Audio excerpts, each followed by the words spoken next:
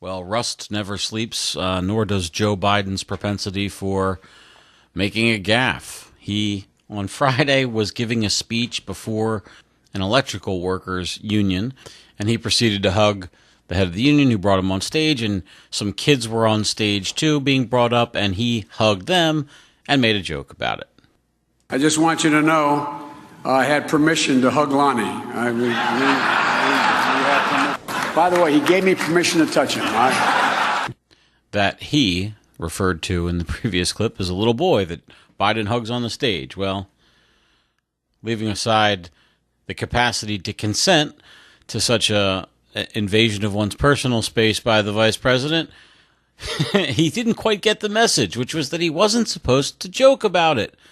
That these victim survivors, his victim survivors, deserve compassion and understanding. Well, here we go. It wasn't my intent to make light of anyone's discomfort. I realize my responsibility is to not invade the space of anyone who is uncomfortable in that regard. So it will be another long weekend in the Tony suburbs of Wilmington where Joe Biden learns or is screamed at to just keep his mouth shut and not commit a forced error, which does seem to be his specialty. You know what he needs? He needs some kind of a lifeline, some sort of phone-a-friend option. What could Joe do? What about the Big O? No, not Oprah Winfrey.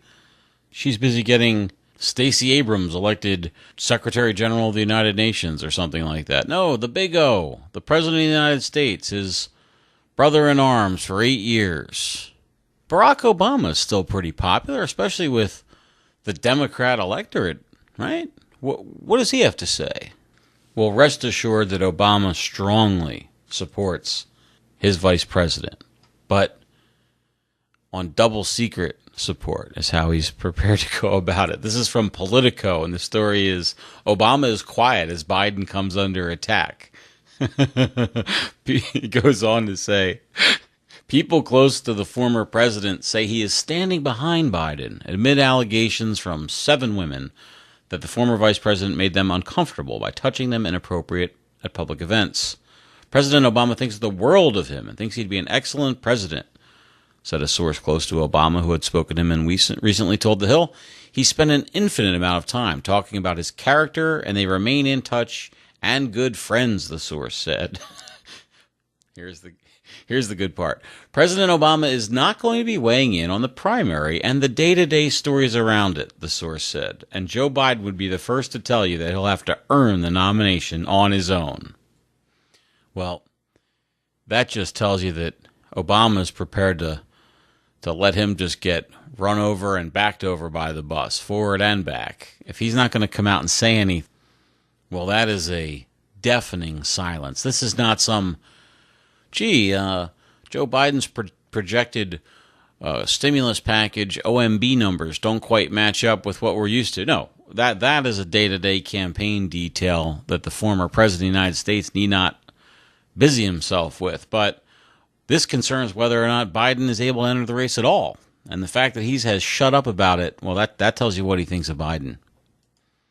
Biden made a fool of himself or one of his people did, by floating the idea that Stacey Abrams was going to be a potential vice presidential candidate. Apparently nobody checked with her, and she said no because, of course, he's a white guy, so he's disqualified.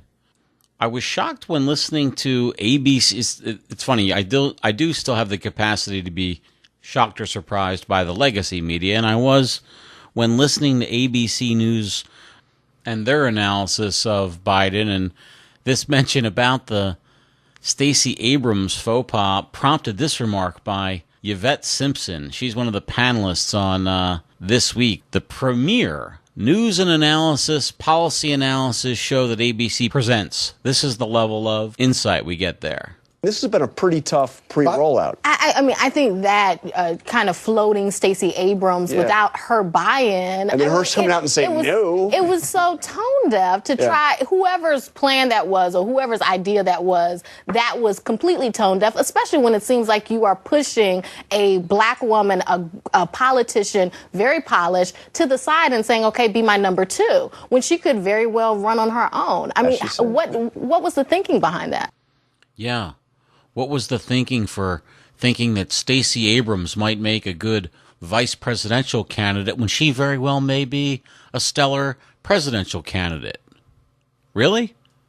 Once again, another stunning display of ignorance combined with narrative-driven wishful thinking from the news.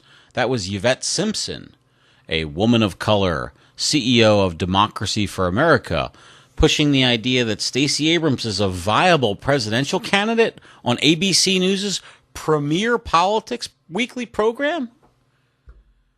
Stacey Abrams, for those of you who don't know, failed to win the most recent Georgia gubernatorial election. Prior to that, she successfully held a seat in the Georgia House of Representatives, the lower house, where her district comprised about 60,000 people. So that means if every single man, woman, child, and non-binary person in the district voted for her, and as if they somehow could be eligible to do so, that includes illegals and everybody else, you're talking about 60,000 votes. So we know that she didn't get 60,000 votes, but let's just say that she did. You're saying it's viable that she could win the presidency when the only race she's ever won could have been by that margin? Could have been by that number? That's a bit ridiculous. But it's not if you're a woman of color, and Stacey Abrams is a woman of color. And the reason why that's important, if you ever listen to Stacey Abrams talk and then you hear about her and read about her, you may wonder, why is Stacey Abrams being pushed as this candidate that is going to be the next this and the next that? Now, she doesn't deliver on it, but that's how she's being pushed. Well, you'll never, ever hear a comment about Stacey Abrams by somebody pushing her candidacy that doesn't focus on her sex and her race, because that's what she is. She's an affirmative action candidate. She doesn't have the achievement. She's just got the right color and the right genitalia and the right guilt trip for the rest of us why she should win. And it's because of her race and her sex. And that's it.